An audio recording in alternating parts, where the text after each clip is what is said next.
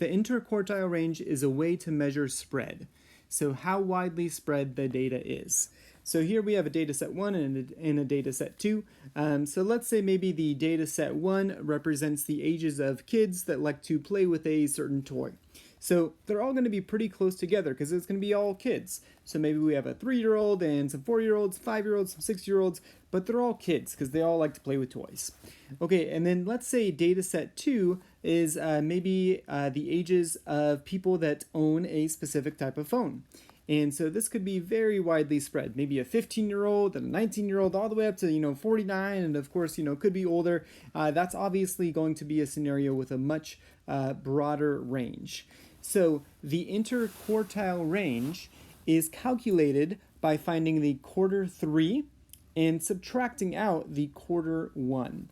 And that will give us the iQR, which is a way to kind of gauge how spread apart the data is. So let's go ahead and take a look at our data set 1 here. And it looks like it has 8 pieces of information. And so right in the middle, our split is going to be right here. So we have 4 on the left and 4 on the right. So that's going to be kind of the middle. And we don't necessarily need to calculate the median. But if I was going to calculate the median, then I could do that by taking the average of 5 and 5, which is, just 5. So my median would be 5 in this case. But what we're interested in to find the iQR is the Q3 and the Q1. All right, so let's see if we can find those here. So I'm going to find the middle of the lower half and the middle of the upper half. That's my Q1 and my Q3. So it looks like on the lower half, well, that's going to be between those two 4s. So what's the average of 4 and 4? Well, that's going to be 4. And so that means my Q1 is just 4. Okay, in the upper half, I want to find kind of the middle of the upper half. So 5 and 6 are right in the middle there. So that means my Q3 is going to be the average of 5 and 6. So that's 5.5. And then how do we find the iQR? Well, the iQR is going to be Q3 minus Q1. So that's going to be 5.5. Take out that 4, and it looks like my iQR is going to be 1.5. Okay, so that's kind of my spread. That's a pretty small spread. Okay, let's go ahead and take a look at this second scenario here. Maybe these are the ages that represent people that own specific types of phones. And so my middle right here looks like there's 6 pieces of data. And so the middle is going to be 3 on the bottom half and 3 on the upper half.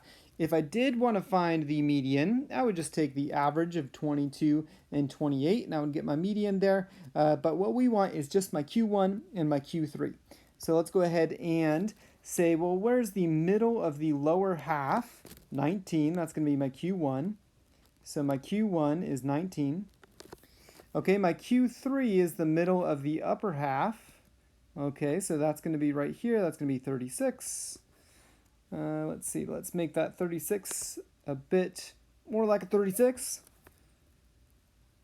Okay, and then my iQR is Q3 minus Q1. So that's going to be 36 minus 19. In my head, if I was doing that calculation in my head, I'm going to go kind of like 36 minus 20 and then add one more back in there. So 36, 26, 16, and then 17. And so 17 is going to be my iQR. And we can see that's a much bigger spread, especially when we compare it to this small spread of 1.5.